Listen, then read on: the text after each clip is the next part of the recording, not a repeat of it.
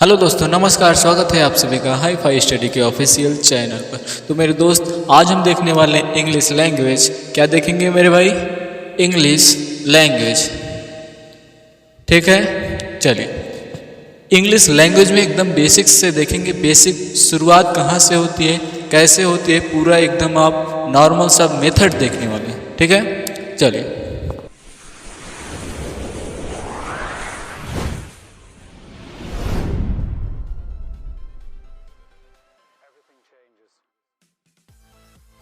चलिए हम आपको बताते हुए और लिखते हुए साथ में चलते हैं। ठीक है, चलिए। इंग्लिश लैंग्वेज, लैंग्वेज बनती कैसे भाई? जैसे मैं आपको एक सिंपल से तरीके से समझाता हूं।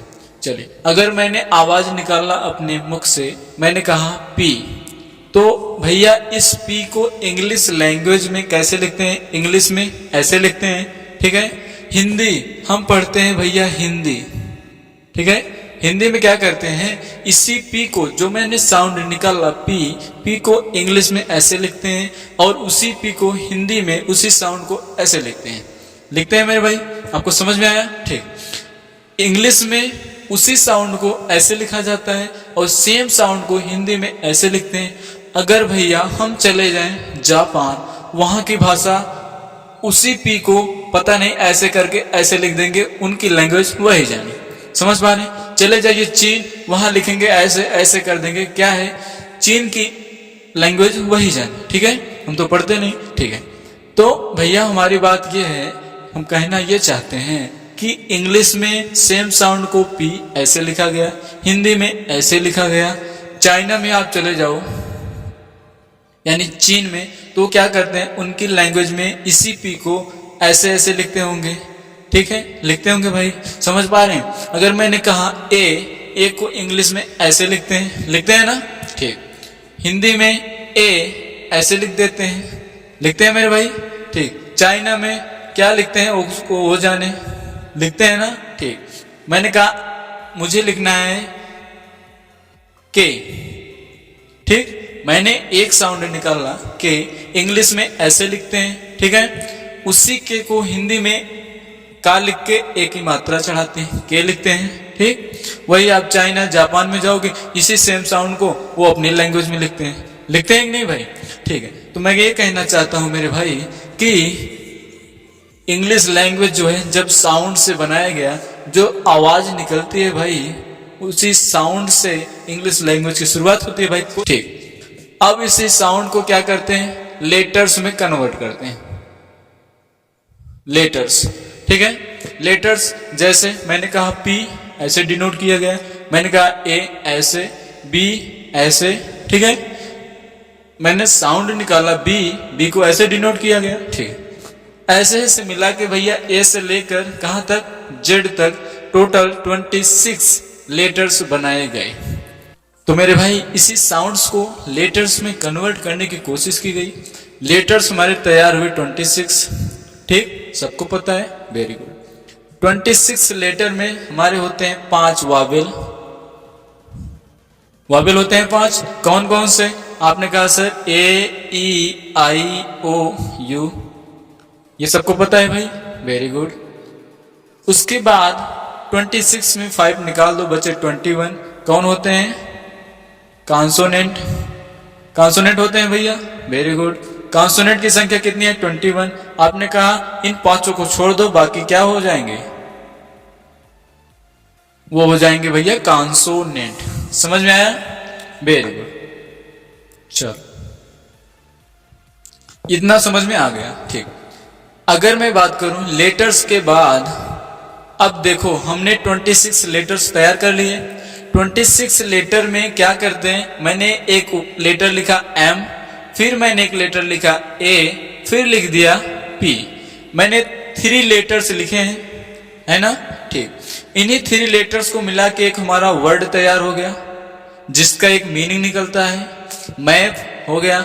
मैंने लिख दिया MANGO, मैंने 5 लेटर्स को मिला दिया, है तो 26 लेटर्स ही, उसी के अंदर है 5। ठीक है, इनका एक मतलब निकलता है, अर्थ निकलता है। ठीक, तो भैया लेटर्स को मिलाकर ही हमारे वर्ड का फॉर्मेशन होता है। ठीक है, हमने साउंड से लेटर्स बनाए, लेटर से वर्ड का फॉर्मेशन कर लिया। समझ में आया?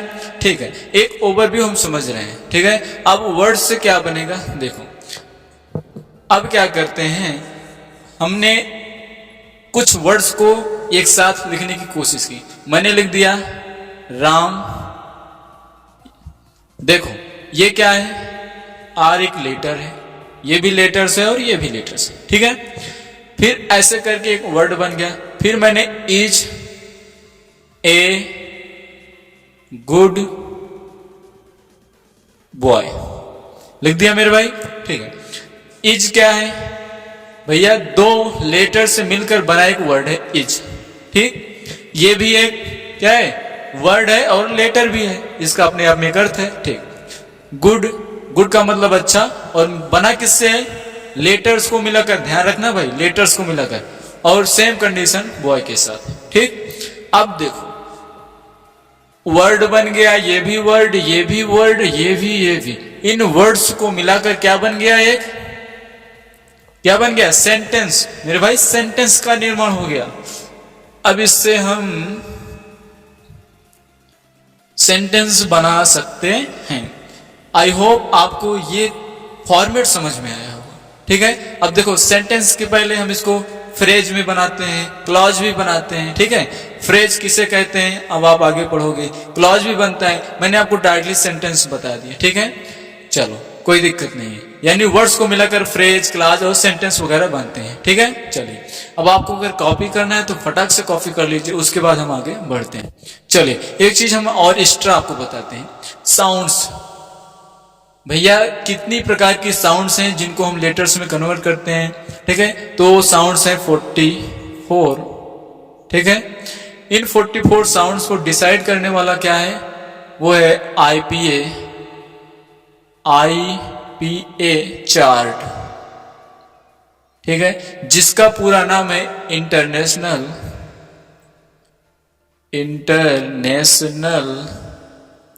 Phonetic alphabet, international phonetic alphabet chart. ठीक है, आईपीए चार्ट ही डिसाइड करता है 44 साउंड्स हैं जिनको लेटर्स में कन्वर्ट किया गया, वर्ड्स बने और सेंटेंस का निर्माण हो गया। आई होप आपको समझ में आ गया होगा। ठीक है, चलिए इसको मिटा दें। चलिए इसके बाद हमें पढ़ना क्या है, क्या करो, क्या पढ़ेंगे हम। देखो जैसे मैंने लेटर्स बनाया, मैंने बनाया वर्ड्स, बनाया ना। ठीक है, वर्ड देखो, वर्ड कैसे बनता है, आपने रूट सुना होगा। ठीक, रूट सुना है भाई। ठीक है, जैसे मैंने कहा रूट में एक वर्ड है काउंट। काउंट हमारा रूट वर्ड है, ध्यान रखना भाई। रूट क्या है, काउंट, इसको नीचे लिखो रूट। ठीक है, आप समझ ही लो। अब क्या करते हैं, इसी काउंट में कुछ ऐड कर दें। ठीक है, अगर हमने काउंट में कुछ ऐड किया, रूट वर्ड में कुछ ऐड किया, वो क्या बन गया, काउंटेबल।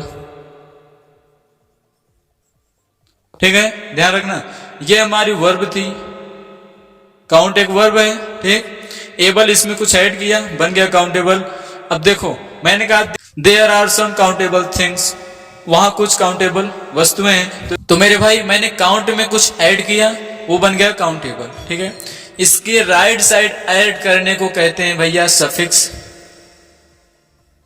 क्या कहते हैं, सफिक्स। इसके अगर पहले कुछ ऐड कर देते हैं तो उसको कहते हैं प्रेफिक्स। ये समझ में आया आपको, सफिक्स और प्रेफिक्स समझ में आया। ठीक, इन दोनों को मिलाकर कह सकते हैं अफिक्सेज। ठीक है, अफिक्सेज, यानी अफिक्सेज, प्रेफिक्स और सफिक्स, इनको मिलाकर अफिक्सेज कहते हैं। हम कह सकते हैं कि रूट में यदि कुछ हम प्रेफिक्स कर दें, कुछ सफिक्स कर दें, वो पार्ट ऑफ स्पीच को चेंज कर सकता है। यानी काउंट था, रूट था, ये क्या था, वर्ब था। ठीक, ये बन गया हमारा, जैसे हमने सेंटेंस लिखा there are some countable things, लिख दिया मेरे भाई। अब आप बताओगे काउंटेबल यहां क्या है, तो सीधा सीधा बताओगे आप एडजेक्टिव है। क्या है, एडजेक्टिव, बताओगे ना एडजेक्टिव है। ठीक, तो मेरे भैया हमने देखा रूट वर्ड में कुछ ऐड करने से वो पार्ट ऑफ स्पीच को चेंज कर देता है। ठीक है, तो हम पढ़ेंगे पार्ट ऑफ स्पीच क्या है। इसके आगे मेरा पहला काम क्या है, पार्ट ऑफ स्पीच को पढ़ना। ठीक है, चलिए तो फटाफट से अगर आपको कॉपी करना है कॉपी कर लीजिए, उसके बाद हम लोग आगे बढ़ते हैं। ठीक है, आगे बढ़े, चलो डिलीट कर दें। एक काम करिए, वीडियो को पॉज करिए, आप लोग कॉपी कर लीजिए, उसके बाद आगे बढ़िए। ठीक है, चलिए।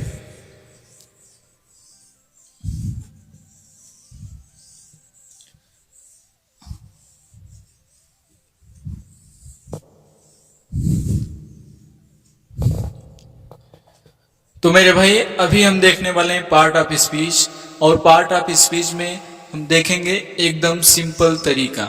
हम देखने वाले हैं पार्ट ऑफ स्पीच।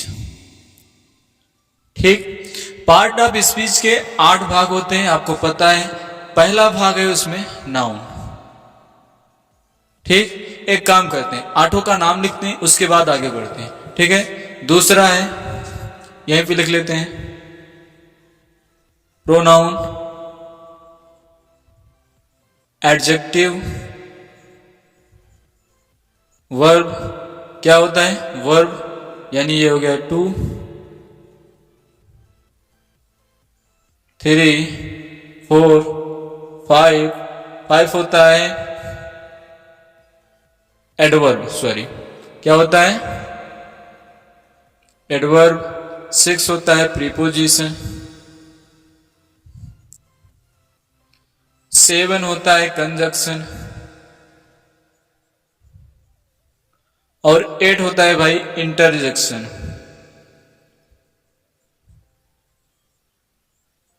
ठीक है, तो मेरे भाई पार्ट ऑफ स्पीच के 8 टाइप होते हैं, noun, pronoun, adjective, verb, adverb, preposition, conjunction और इंटरजेक्शन। ठीक है, तो सिंपल सा हम पढ़ेंगे नाउन क्या है, फिर प्रोनाउन, फिर इन सब पर आएंगे। तो मेरे भाई आपको ज्यादा टेंशन लेने की कोई जरूरत नहीं है, हम लोग एक बेसिक देखेंगे। ठीक है, ताकि आपको पता चल जाए। जैसे मैंने लिखा, Ram is a good boy, Ram एक अच्छा लड़का है। देखिए पार्ट ऑफ स्पीच की इंपॉर्टेंस क्या है वो हम समझते हैं, उसके बाद हम आपको बताते हैं। राम क्या है, आपने कहा ये नाउन है, जो मेरे भाई पढ़े हैं उनको पता है राम क्या है, नाउन। इज क्या है, आपने कहा हेल्पिंग वर्ब है। ठीक है, हेल्पिंग वर्ब यानी वर्ब है। ठीक, ए क्या है, जिनको पता है उनको पता है भैया आर्टिकल। ठीक है, गुड क्या है, कहेंगे एडजेक्टिव है, जिन भाइयों ने पढ़ा है उनको सब पता है। बॉय क्या है, आप कहोगे नाउन। ठीक है, अब आप देख पा रहे होगे कि इसमें भी 5 वर्ड लिखा था, 5 का अपना पार्ट ऑफ स्पीच में मैंने चेंज कर दिया। ठीक है, देखो आर्टिकल अलग से पढ़ेंगे ए एंड द के विषय में। ठीक है, बाकी हम देख पा रहे हैं इसमें क्या है, हमारा पूरा पार्ट ऑफ स्पीच मैंने वर्ड को बता दिया कि है क्या, वैसे आपको भी बताना है। ठीक है, चलिए तो हम इसको मिटाते हैं, फटाफट से देखते हैं नाउन। ठीक है, नाउन। बच्चे कहते हैं सर नाउन की डिफिनेशन क्या होती है, कहते हैं a noun is the name of a person, place और थिंग। कहते हैं ना, यानी a name of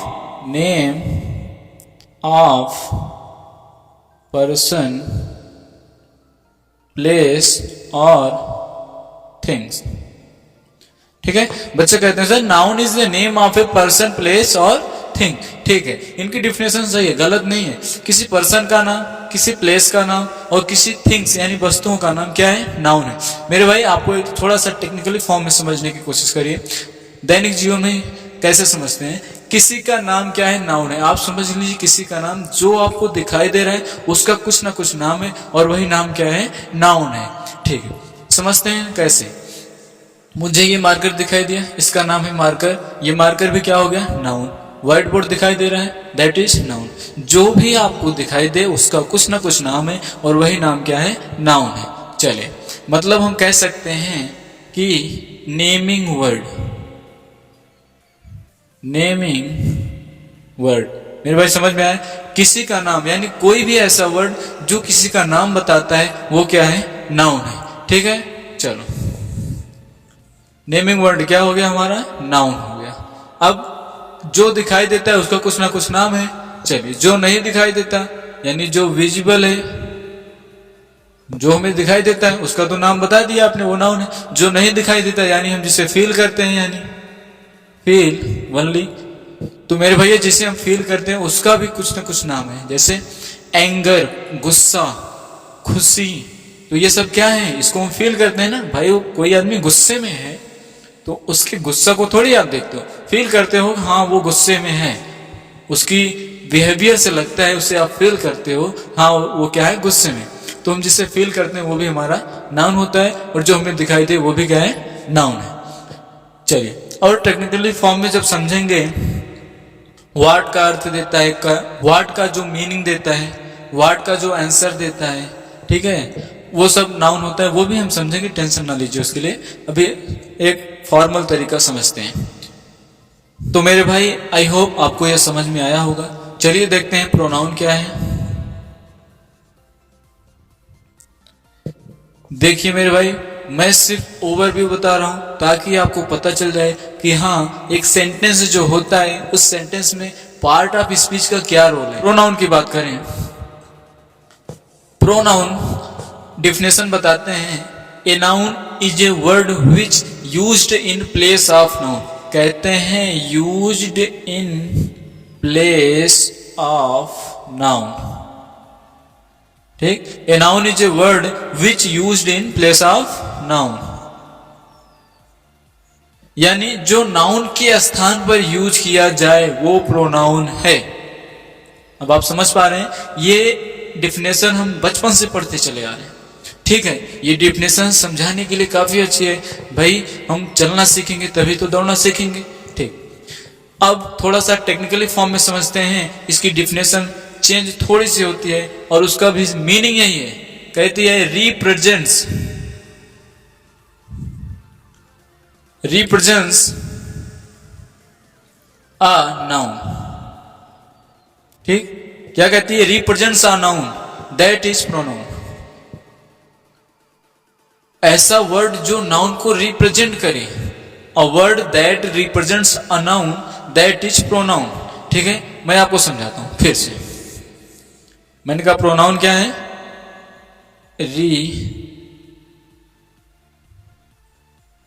represents a noun, यानी नाउन को रिप्रेजेंट करने वाला वर्ड क्या है, प्रोनाउन है। समझते हैं कैसे।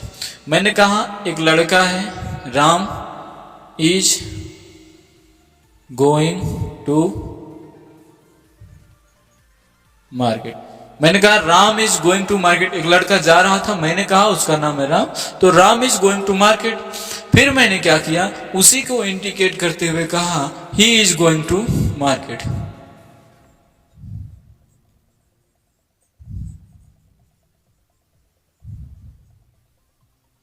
मैंने क्या कहा, उसी राम को मैंने इंडिकेट करते हुए कहा he is going to market, ठीक है। तो भैया इसी राम के स्थान पे मैंने क्या किया, ही को यूज कर लिया ना, तो उस डिफिनेशन के हिसाब से ये सही थी, ठीक है। अब मैं बताता हूं आपको रिप्रेजेंट कैसे करता है, यानी कोई प्रोनाउन नाउन को रिप्रेजेंट कैसे करता है, वो मैं आपको बताता हूं। मैंने कहा मेनी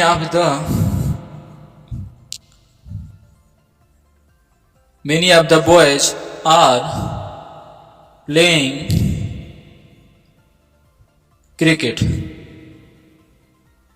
मैंने क्या कहा, many of the boys are playing cricket, बहुत सारे लड़के क्रिकेट खेल रहे हैं, मैंने यही कहा।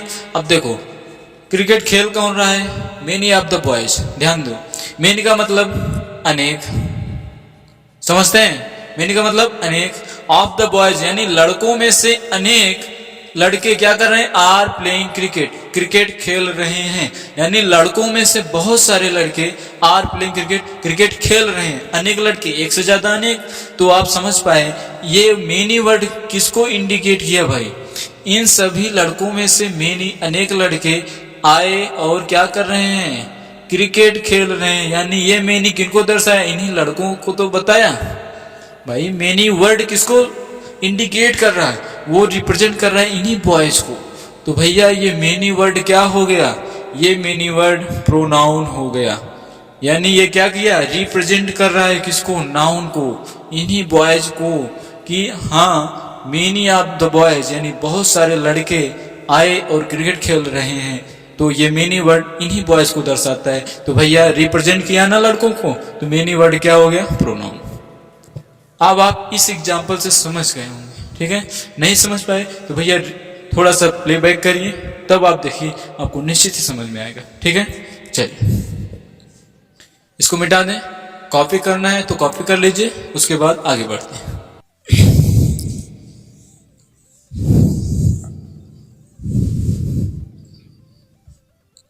चलिए तीसरा देखते हैं, वर्ब यानी क्रिया। वर्ब क्या है?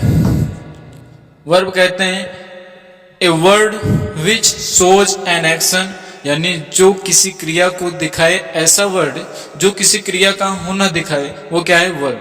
जैसे समझते हैं, हम कहते हैं गो, कहते हैं ना गो, गो का मतलब जाना, यानी आप जा रहे हैं, आप जाते हैं, ये सब क्या है? क्रिया है। मैंने कहा ईट, ये भी क्या है? मैंने कहा ईट, ये भी क्या है? आपने कहा ये वर्ब है। क्या है? वर्ब। ठीक। मैंने लिखा जंप, जंप क्या है? वर्ब। लिख दिया रीड, रीड भी क्या है? आपने कहा वर्ब है, ठीक है।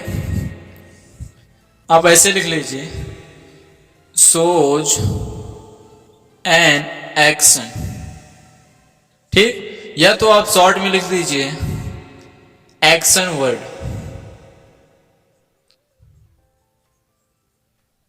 ठीक है। यानी कोई भी ऐसा वर्ड जो एक्शन को दिखाए वो वर्ब है। समझ पाए? ठीक है। मैंने लिख दिया Ram is eating food, Ram is eating food. तो भैया ईट, ईट वर्ड क्या हो गया? Action word. ईट क्या दिखाया?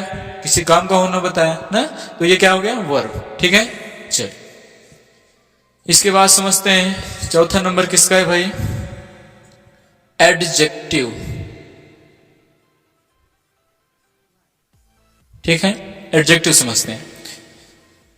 बच्चे बताते हैं सर जो नाउन और प्रोनाउन की विशेषता बताए दैट इज एडजेक्टिव।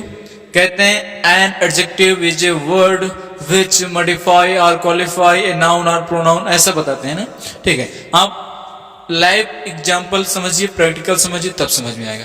मैंने एक वर्ड लिखा राम इज ए बॉय।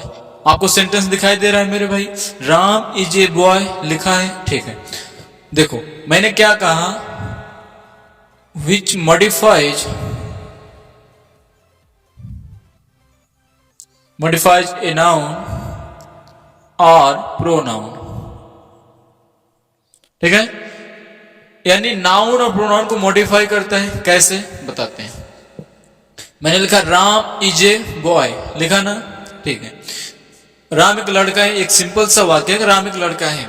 फिर मैंने क्या कहा? Ram is a good boy. क्या कहा भाई? Ram is a good boy. Ram एक लड़का तो है, लेकिन थोड़ा सा एक्स्ट्रा उसके विषय में बताया, विशेषता बताई कि राम अच्छा लड़का है। गुड यानी इस नाउन, ये क्या था? नाउन। इस नाउन के विषय में थोड़ी सी एक्स्ट्रा इंफॉर्मेशन बताई कि राम अच्छा लड़का है, गुड। तो क्या हो गया भैया? ये एडजेक्टिव। यानी ये गुड इसको मॉडिफाई किया, गुड वर्ड इस बॉय को मॉडिफाई किया, तो जो मॉडिफाई करता है वो वर्ड क्या होता है? एडजेक्टिव, ठीक है। चलिए अगर मैं आपको थोड़ा सा टेक्निकली समझाने की कोशिश करूं कि इस डिफिनेशन को टेक्निकली कैसे समझते हैं, थोड़ा सा अलग वे में, इसमें लिख दो add details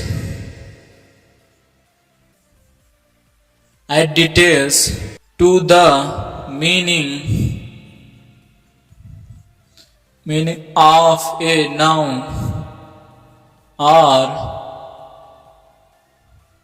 pronoun. Add details to the meaning of a noun or pronoun. यानी नाउन अथवा प्रोनाउन में कुछ डिटेल्स ऐड करें। जो वर्ड कुछ डिटेल ऐड करे वो क्या होता है? एडजेक्टिव। चलिए समझते हैं। मैंने क्या कहा? Ram is a boy. मैंने कहा Ram is a bad boy, ठीक। मैंने कहा Ram is a bad boy. तो भैया इस बॉय यानी नाउन ये हमारा बॉय क्या है? नाउन। इस नाउन के विषय में कुछ एक्स्ट्रा डिटेल ऐड किया ना, बैड। बैड बॉय क्या बताया कि राम एक लड़का तो है लेकिन बैड है, तो बैड क्या बताया, कुछ एक्स्ट्रा डिटेल ऐड किया। तो भैया जो एक्स्ट्रा डिटेल ऐड करता है वो होता है एडजेक्टिव। समझ में आया? Very good. चलिए, तो मेरे भाई आई होप आपको यहां तक समझ में आया होगा। तो थोड़ा सा कंप्रोमाइज करिए, उसके बाद हम इसके आगे बढ़ते हैं। हम आपको पूरा 8 पार्ट ऑफ स्पीच बता देंगे, ठीक। उसके बाद नाउन को उठा लेंगे, नाउन चैप्टर हम पढ़ेंगे, ठीक है, और इसकी गहराइयों तक जाएंगे, ठीक है। नाउन में एकदम गहराइयों तक जाएंगे, आपको कोई दिक्कत नहीं आएगी, आप आगे देखिए, ठीक है। चलिए इसको मिटा दें। चलिए एक बार आप इसको कॉपी कर लीजिए, उसके बाद हम आगे बढ़ते हैं, ठीक है।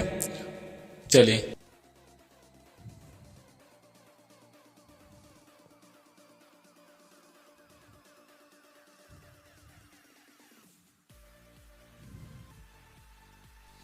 चलो इसके बाद नंबर आता है भैया एडवर्ब का। इसका नंबर आता है भाई एडवर्ब का। एडवर्ब समझते हैं क्या है।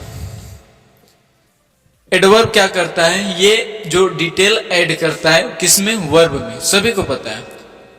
इसकी डेफिनेशन थोड़ा सा समझिए, ऐड डिटेल्स इन एक्शन, ठीक है। देखो एक्शन वर्ड क्या होते हैं, वर्ब। एक्शन वर्ड क्या होते हैं, अभी मैंने आपको बताया था, एक्शन वर्ड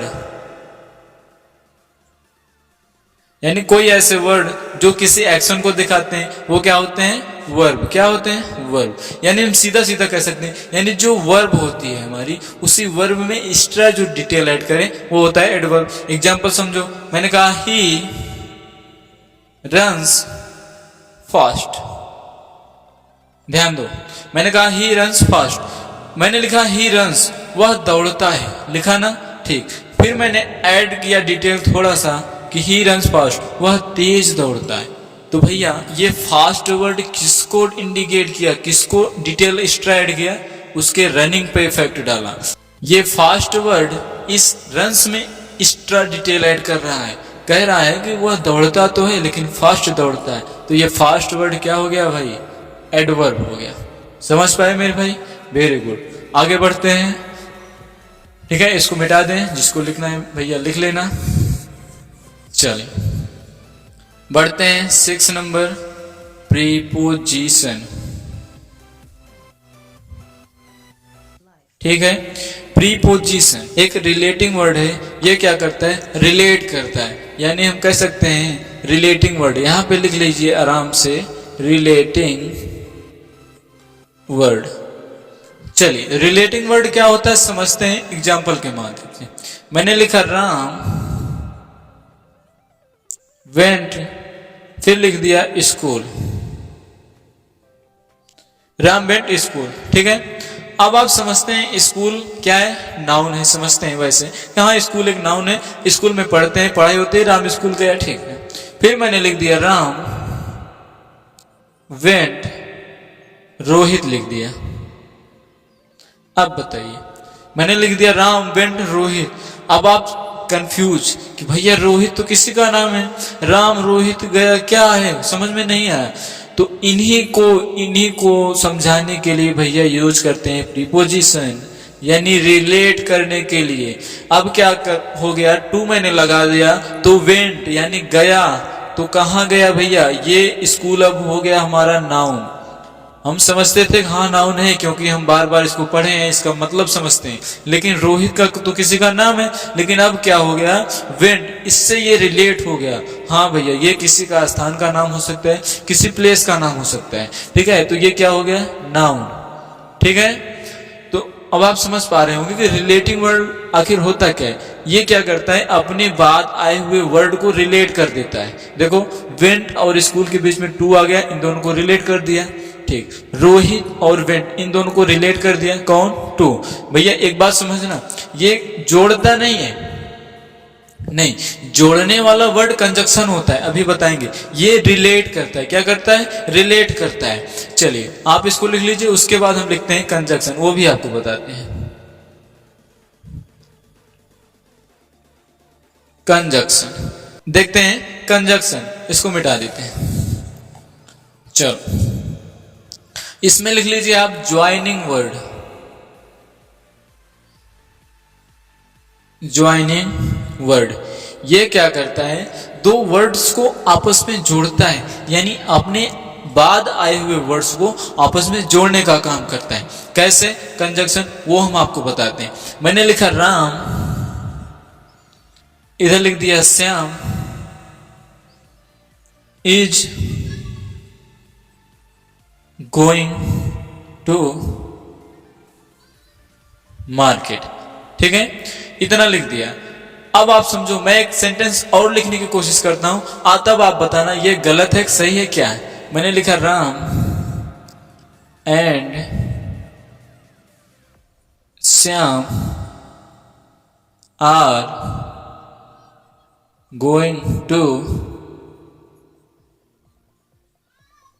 मार्केट। अब आप बताइए पहला सही है या दूसरा सही है। तो आप निश्चित ही कहोगे कि ये दूसरा सही है, पहला गलत है। क्यों, वो समझते हैं। अब आप कहोगे सर राम अलग हो गया, श्याम अलग हो गया, इज गोइंग टू मार्केट। ठीक है, आप कहोगे सर ये गलत है, Ram and Shyam are going to market, ये कहोगे आप सही है। बट मेरे भाई आप समझो, ये सही हो सकता है, सही हो सकता है। कैसे, आप समझो। मैंने लिखा एक व्यक्ति है, उनका नाम है राधे, लिख दिया। कंफ्यूजन देखो होती कहाँ है, वो मैं आपको बताता हूँ, क्योंकि मैंने भी इसको एक्सपीरियंस किया है, ये मेरे साथ भी हुआ है। मैंने एक व्यक्ति का नाम है, वो उनका नाम है राधे, और दूसरे व्यक्ति हैं श्याम। बात समझे? ठीक है। अगर मैं कहूं ये राधे और श्याम, ये दोनों दो भाई हैं, ये दोनों बाजार जा रहे हैं। अब क्या करना है, हमें लिखना है Radhe and Shyam are going to market. आप बताइए ये सेंटेंस सही है? आपने कहा सर बिल्कुल सही है, ये बिल्कुल सही है। ठीक है, अब मैं आपको बताता हूं इसी। अब क्या हुआ, राधे श्याम एक ही व्यक्ति है, मान लो उनका नाम ही है राधे श्याम। ठीक है, अब व्यक्ति ये अकेले हैं। ठीक है, ये अकेले मार्केट जा रहे हैं। Is going to market. अब आप बताओ क्या Radhe Shyam is going to market, ये सेंटेंस सही है? आपने कहा हाँ ये सही है। ये फिर सही है? आपने कहा सही है। अगर मैं यहां पे आर लगा दूं, अब क्या होगा, गलत हो जाएगा ना, गलत हो जाएगा भाई। तो सबसे पहले हमें यह समझना है कि यहाँ पे दो लोगों की बात हो रही है। ठीक, दो लोग हैं, तो उन दोनों को ऐड किया किसने, एंड ने। ठीक, इन दो लोगों के अनुसार वर्ब आई, बहुवचन आई। समझ में आया? राधे श्याम अकेले थे, इनके साथ इज लग गया। समझ पाए? तो मेरे भाई इस राधे और श्याम को कनेक्ट करने वाला कनेक्टिंग वर्ड, ज्वाइनिंग वर्ड कौन है, एंड। आप समझ पाए? कंजक्शन क्या करता है, ज्वाइनिंग वर्ड, यानी इन दोनों को आपस में ऐड कर देता है। ठीक है, इनको जोड़ता है, कनेक्टिंग यानी ज्वाइनिंग वर्ड है। ठीक है, आई होप आपको समझ में आ गया होगा। अब इसको हम मिटाते हैं।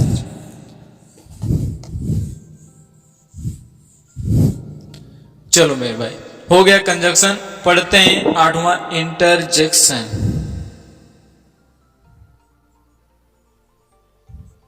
इंटरजेक्शन सभी को पता होगा लगभग। ये इसमें क्या आते हैं भैया, पार्ट ऑफ स्पीच में इंटरजेक्शन का क्या रोल है, इसमें इमोशंस आते हैं। इमोशंस हमारे दिल की गहराइयों से निकले हुए इमोशन, भावनाएं। जैसे मैं मैच जीत जाते हैं जब प्लेयर, तो कहते हैं hurrah hurrah, we won the match, we won the match. कहते हैं मैंने मैच जीत लिया, कहते हैं ना हुर्रा। तो ये हुर्रा इमोशंस वाले वाक्य। कहते हैं अल्लाह, जब कहीं अल्लाह कहते हैं, जब कोई दुख की बात होती है तो अल्लाह यूज करते हैं। कहते हैं bravo bravo, you have done well, कहते हैं ना ब्रेवो। तो ये सारे वर्ड्स हमारे आते हैं इंटरजेक्शंस के अंदर। तो मेरे दोस्त, आई होप आपको ये समझ में आ गया होगा। पार्ट ऑफ स्पीच यानी पार्ट ऑफ स्पीच हमारे जो भी सेंटेंस होते हैं उसमें पार्ट ऑफ स्पीच कैसे अपना रोल अदा करते हैं, ये आपको समझ में आ गया होगा। ठीक है, अब हम इसके बाद बढ़ेंगे किस पे, फटाफट बढ़ जाएंगे नाउन की तरफ, और नाउन में पढ़ेंगे पूरा डिटेल्स में। ठीक है, चलो नाउन्स हम पढ़ते हैं पूरा डिटेल्स में। अब आप हेडिंग बढ़िया से लिख लीजिए, नाउन। ठीक है, अब हम नाउन के विषय में पूरा डिटेल्स पढ़ेंगे जो कि हमारे नेक्स्ट वीडियो में आएगा। ठीक है, नहीं तो वीडियो बहुत लंबी हो जाएगी जिससे थोड़ा सा इनअप्रोप्रिएट लगता है। तो क्या करिए, नेक्स्ट वीडियो में आएगा। यदि आपको वीडियो पसंद आया हो मेरे भाई तो प्लीज़ एक लाइक करना और चैनल को सब्सक्राइब करके सपोर्ट करिए। ठीक है, आपके सपोर्ट की हमें बहुत ज़रूरत है, तो फटाफट से वीडियो को लाइक कर दीजिए, सब्सक्राइब, और हो सके तो अपने भाइयों में, दोस्तों में शेयर कर दीजिए। ठीक है, सब्सक्राइब करके हेल्प जरूर करें। ठीक है मेरे भाई, तो चलिए मिलते हैं नेक्स्ट वीडियो में, तब तक के लिए जय हिंद।